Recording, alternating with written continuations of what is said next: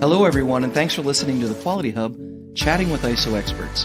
I'm your host, Xavier Francis, and today we're here with Scott Dawson, President of Core Business Solutions. Thanks for being here again today, Scott. You bet, X, and it's kind of cool to be in the new studio setup here. Yeah, I'm liking this. I think it's going to be interesting. Yeah. We're not going to do it every podcast, but here and there we can, you know, to get that. It's always a pleasure having you here, Scott, and for everybody who's listening and watching, now over the course of the next several weeks, we're excited to explore a range of ISO standards beyond the well-known ISO 9001.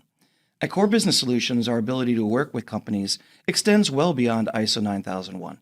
We support our customers with consulting, training, and software in a comprehensive array of ISO standards. In addition, we support cybersecurity, which is what we're going to be talking about today, NIST, and CMMC compliance and certification. But as I said, today we're going to be talking about how cybersecurity is a form of quality from a high-level business point of view. So, Scott, can you explain a little bit more about how a QMS can be applied in a cybersecurity situation? So if you think of cybersecurity as, in your technology and the use of your technology as aspects of your organization's processes. So you think about it from and I'll use some ISO language here, the process approach, okay? Yep. And computers are usually involved in most processes today, either generating information or running your equipment, Right. or processing data or that type of thing.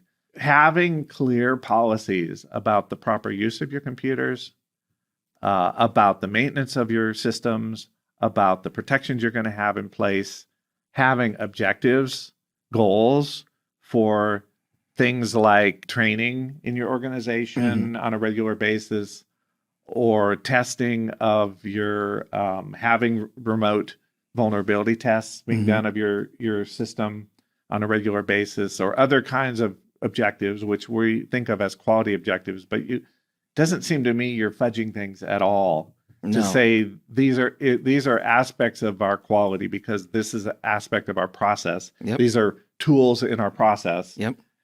Just like we have a calibration system. I was just about ready to say for the calibration. Manufacturing, inspection tools and things like that.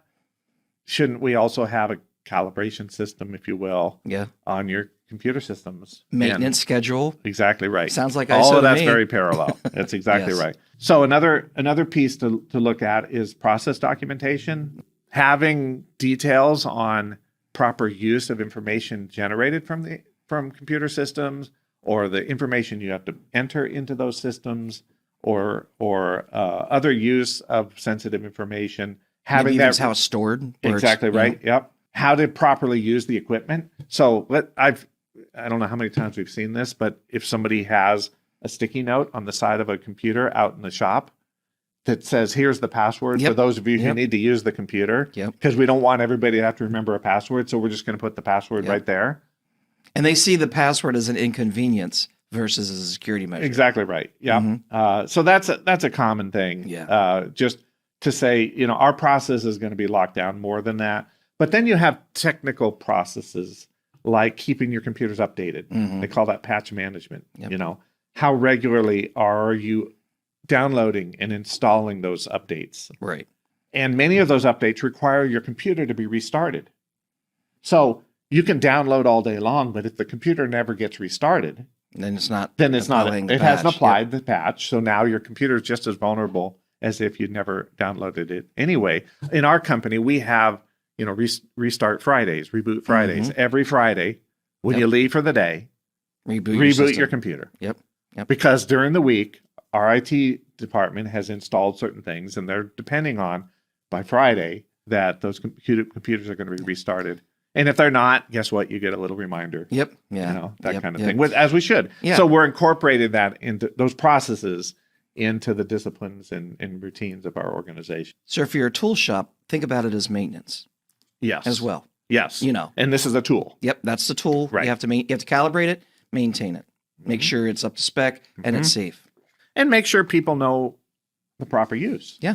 Right. And what to do in the case of a problem. Yep. And what to do in the case of an emergency. We also could talk about resource management and product realization and how it's used within our organization. And now, if you're not in manufacturing, let's say that you're in service or you're in software development, security is still just as important. And if software is a part of your product, or it is your product, you have to design it from the ground up to be secure. And of course, I'm sort of preaching to the choir, I'm sure, at that point. Yeah. But I don't know that I am.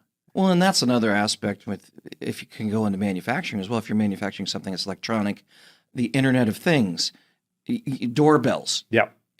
Switches for your outlets, all of that stuff is hackable. Yeah. Lights in our studio. Lights, exactly. Yes. Yeah. Yes.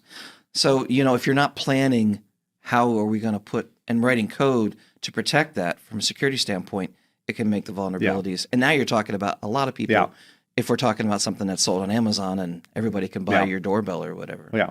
Yeah. So design and development, it certainly applies there. Measurement, analysis, and improvement. We, think about measuring things that can affect quality. Well, if cybersecurity incidents can affect quality, shouldn't we have some measurements around that too? Absolutely. What kind of data should we be collecting? Who's looking at that data? What are our acceptable limits on some of those things? And how do the problems get escalated to get dealt with right away? Let's just talk about patch management, for example. How often are updates actually installed on our computer systems? Who knows whether or not they're being installed? Right. And could that become something that we want to track? Every week, we're going to apply the patches, and we want a log of when those are happening, and we're going to want to monitor whether or not that's happening or not. Having metrics and KPIs around some of the disciplines or processes that are necessary to maintain cybersecurity.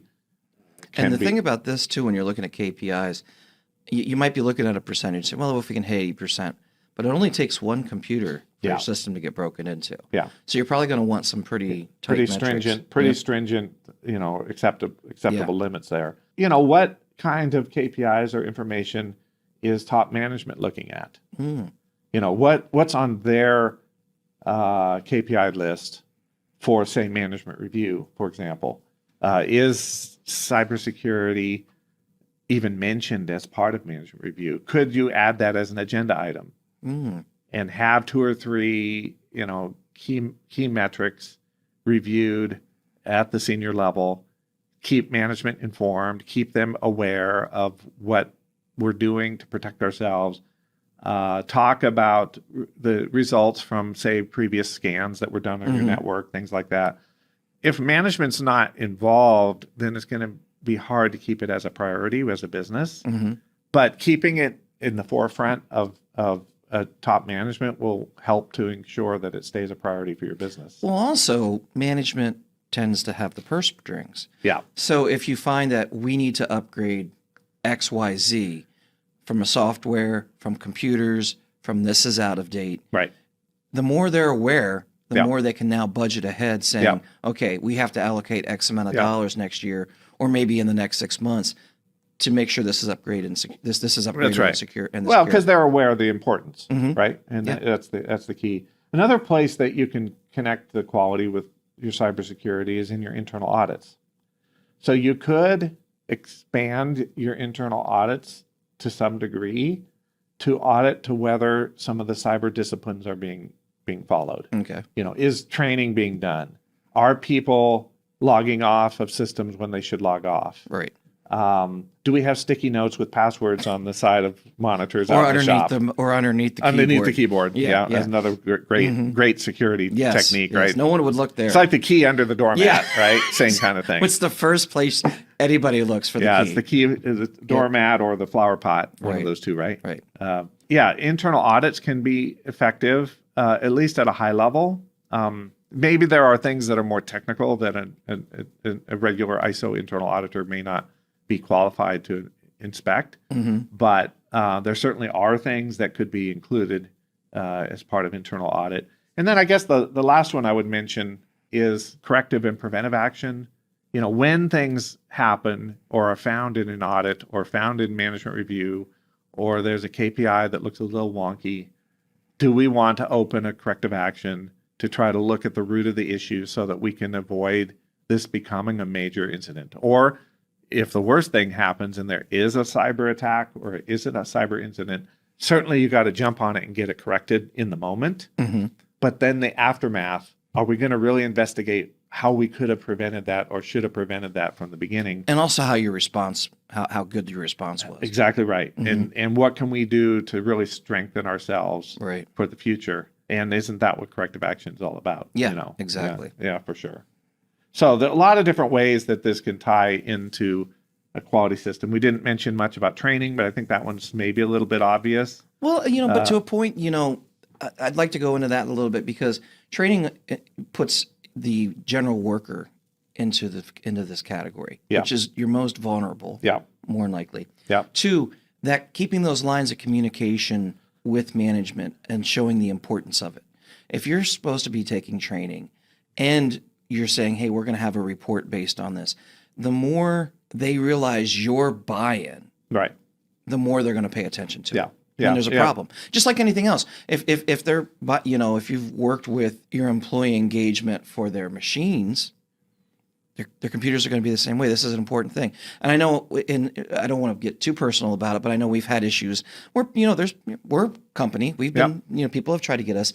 We communicate to one another when that, hey, I got this weird phishing email. Look out for it. Yeah. So those are the kinds of things that, again, that gets that buy-in and that culture. Yeah. And it's heightened the awareness. Mm-hmm. I think all of us are more alert. Absolutely. To things. And whereas we might raise issues that are not really issues, but the fact that we did that means we're being aware. Right. And we're being careful.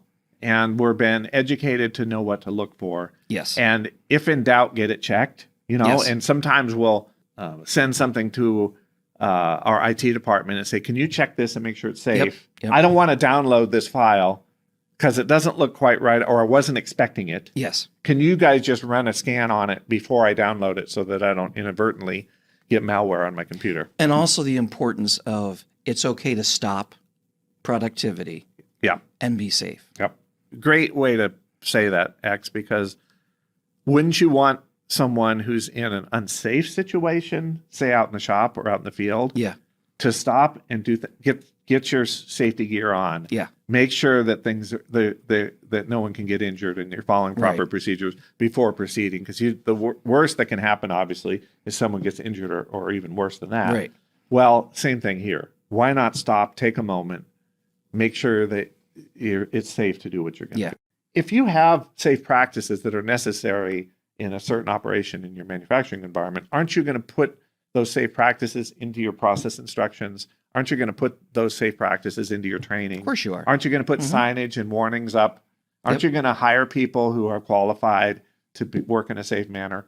It's no different. It's just that it's unseen. Yeah. It's that invisible thing. I don't see it and I don't quite understand it, so I don't know that I can talk about it. Right. Well, how about you get yourself up to speed, at least to a level where you can have a conversation with the professionals so that you can say, what are the general disciplines as a business we should have in place? Yeah. And how can the quality system help? Absolutely. Are there any specific cybersecurity processes that a company might need to implement above and beyond integrating cyber into an existing QMS? Yeah, I think so. And in some degree, this is just different terminology for the same things. Mm-hmm.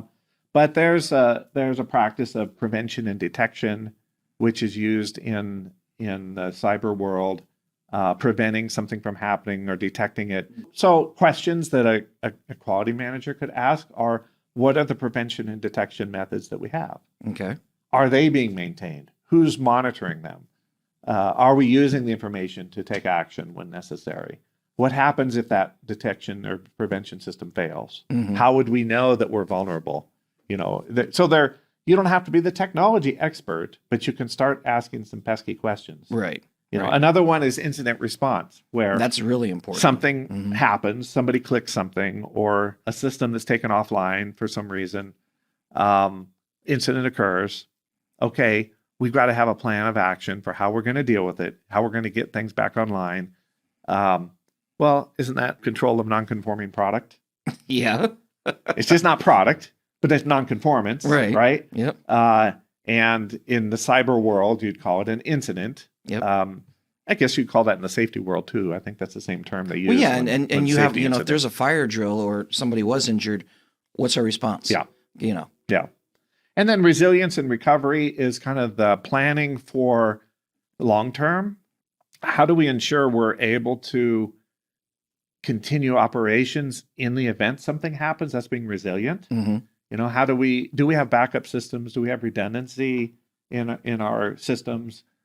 Do we have a plan to recover quickly if something were to occur? Mm-hmm. I mentioned the backup issue earlier in the case of ransomware, how that's often you go, oh, let me get my backup, Right. install all that information. We'll just go back to work. But now you turn and say, well, let me go find my backup. And then Who has that? Who has that? Where is it? Why is Joe on vacation this week? Yeah, exactly right. Or it's out online and nobody knows the password to get to it. Right. You know, or do we have a computer that wasn't attached to the system exactly to be able right. to go in and get it? That's one of the key things about data backup is it should be segregated from your system. Yeah. Because if someone is infecting your computer system, could they also lock down or encrypt your backup, and now you're just locked out from it? So that's under the heading of resilience and recovery. Mm-hmm. What's our plan? And do we test the plan? You know, you talked about fire drills earlier. You know, we're kind of used to going out in the parking lot and standing under the light and getting counted, the head count, and all that kind of thing. Why did it have to be during a rainy day? Exactly right. Yeah. You know, do you not only do your data backups, but do you test them? Do you practice restoring the data, make sure it's actually working? Mm-hmm. Do you know what to do in the case of an attack in ransomware? What's somebody supposed to do? Just in a simple manner, what's somebody supposed to do if a phishing email comes in their inbox? Do they just delete it? Do they do more than that? Do they report it to somebody? Right. We know we're not supposed to click on it. Yeah. What do I do now? Yeah, exactly right. Yeah. So these are just to some degree the same mindset is brought to cybersecurity as with quality. Mm-hmm. Terminology is different. The technologies are different. The issues are somewhat different, but overall the strategies are pretty similar. Yep. So the big question is, are there any ISO standards or other standards that might assist companies with their cybersecurity needs? Yeah, standards can be used as a best practice to follow. Like, what are the minimum things I should be doing? Mm-hmm. And you can go so far as to get certified sometimes. Right. You know, which is a different level of compliance, I guess you'd say. But there is an ISO standard called ISO 27001. Mm-hmm. Which is very similar to the way that ISO 9001 is organized. Okay. It's just all the quality terminologies are pulled out and the information security information is put in. Okay. But it's still planning, management review, internal audits, documents, things that we're used to seeing as quality professionals. But it has the controls necessary to protect information. And that's the ISO version of protection information. Well, and I think ISO that goes beyond 27001. cybersecurity. It's an information security management system. So it gets into some of the things with paper. Where do you store things? Yeah. You know, how should you do things if you're not working? Yeah, are in your the file office and so cabinets on? locked? Exactly. Are certain areas of the facility designated as sensitive and only certain people can get access to them? Yeah. You know, that kind of thing. So as you just stop and think about information, as protecting information is necessary in whatever form it's in. Mm-hmm. So to the degree that there's certain risks to information, you would put certain appropriate protections in place. But it's great in the way of it kind of is a top to bottom review of what goes on in your organization. And it also has that continual improvement mindset brought to it that ISO brings, that things aren't always as good as they can be or as good as they should be. Right. And how do we, on an ongoing basis, monitor our progress and make improvements? ISO 27001 is a really good standard. Our company implements it. Yep. I mean, we're information systems, you know, kind of a company. We're also certified to 27001, just like we're certified to 9001. Those are important to us, and those disciplines are important to our customers, you know, as well. So there might be, and I'm not trying to get people off the hook here, but clearly some places might need to be certified to ISO 27001, and they might desire that. But if nothing else, you could use it for being compliant and use it as a good springboard to get you up to speed on this whole cybersecurity. And it's another way to to leverage what you've already done. Yeah. Because it's an ISO management system. Right. It can help you apply any of your practices that you have in place for management system to the world of information security. Okay. Now, there are industry special standards. One that comes to mind is with the Department of Defense. That's a new standard that is just coming out called CMMC, Cybersecurity Maturity Model Certification. I've been up to my eyeballs with this thing for we've about been 2 years now. Yes, we've done a lot of webinars on it. We've done a lot of stuff Exactly with right. it. The Department of Defense has a lot of sensitive information, and the products that are produced and manufactured for the DoD, for our warfighters, all that equipment, all the materials, all the systems that are used on the battlefield are manufactured by the private sector. It's one of the weirdest things I've ever thought about. Yeah. The government doesn't manufacture any of that. They outsource They don't it have all. any manufacturing capabilities. Right. They outsource it all. Yeah. Guess where all that specifications need to go? Outsourced. They're outsourced, right? Right. It needs to transmit and transfer to suppliers who then transmit and transfer to their suppliers, et so cetera, et on and cetera. so So forth, there's yeah. information spread all over the place, things used by our military to defend our country that are in Smith's machine shop. Right. computer Well, and they're not system. necessarily top secret either. That's the thing that I think a lot of people are thinking, oh, well, if it's military, it's top secret. If you're making a ball bearing, Yeah. or you're making, something that something that holds the gun, or just this little piece of a plane, that's in itself not top secret. Right. But it still needs to be secured. There's a really infamous story and very real, very scary story of the Joint Strike. I think it's the F-35, this fighter system, and 3 years after we came out with that new weapon system, one of our adversaries, China, came out with a duplicate, just called something else. Mm-hmm. I guarantee they didn't, in 3 years, go figure out how to build their own fighter jet. No. The same as ours. No. They also didn't hack the DoD systems to go get the drawings and specifications. They didn't hack tier one, prime contractors of Right. Boeing and Lockheed and those guys. They went to Smith's machine shop and John's machine shop and this engineering firm and that testing firm and this software house, help themselves on these less secure networks to the same drawings, put them all together into this picture that allowed them to manufacture the same weapon system that we have. Yep. And the DoD has seen this happen time and time again. And now they're saying all suppliers for the Department of Defense have to meet a certain cybersecurity requirement called CMMC. Those are things that our customers ask us to help them with. Mm-hmm.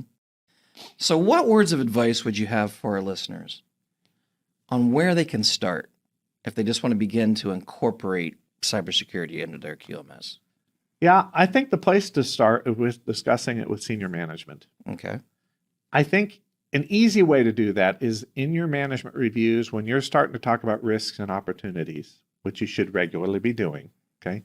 And you're talking about different ways in which your organization can be impacted by a certain risk, that cybersecurity is brought out as a real risk that we carry as an organization, and that we should be managing cybersecurity in a similar vein that we manage our quality, and that you get buy-in from senior management. Mm-hmm. And sometimes you can bring goals and objectives or KPIs or data into those meetings and start to get people more aware of, first of all, I don't have to be technical to manage this. Right. I can learn the new vocabulary. Don't overwhelm them with techno speak. You'll lose them really fast. Yeah. Yeah. But make it straightforward that how about we just pay attention to the training that we're providing our employees, the updates that we're making on our network, the backups that we're making of our network. Are we making backups of our Are we network? making backups? Have they ever been tested? Yes. Just some basic blocking and tackling, and then kind of expand it from there. But I would definitely start with senior management, and then, make an inventory of things that go on in your organization or should be going on in your organization related to cybersecurity. So a little bit of a gap analysis. A little bit of a gap analysis. Do we access data from our homes? Mm-hmm. Do we have computers out in the shop? Gap assessment is a really good way to look at it. Using one of the standards is a really good way to look at it. just to take inventory, take stock of what you really are doing. And of course, our consultants can do, pretty straightforward gap assessments Yes. for cybersecurity, just to raise awareness and get you started Absolutely. if somebody needs some help. Yeah. And one other thing that can be done is a more formal risk assessment, which is another way to look at a gap assessment, I guess. But it's from the point of view of what are the various risks that we face?